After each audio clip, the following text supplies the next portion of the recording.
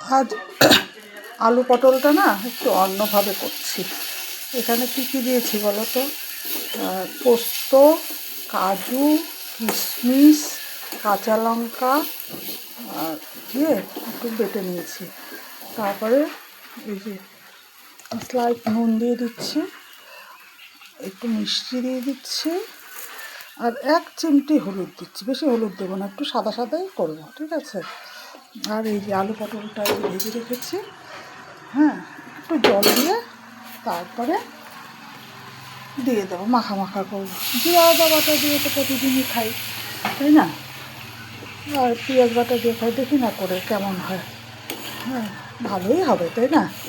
কে কে খেয়েছো এইভাবে জানিও তো, আমি খেয়ে বলবো কেমন হয়েছে। এটা হতে থাক। এরপরে এর মধ্যে বেশি ভাজা যাবে না, বুঝলে? পোস্ত বাটা তো ভাজলে কেমন থেকে, সর্ষে বাটা ভাজলে দিয়ে দিতে হয় না, তাই পটল আলুটা ভেজে দিয়ে দিচ্ছি, দিয়ে ঢেকে রাখি। চিনি একবারই দিয়ে দিচ্ছি, পরে আর দেবো না, ঠিক আছে?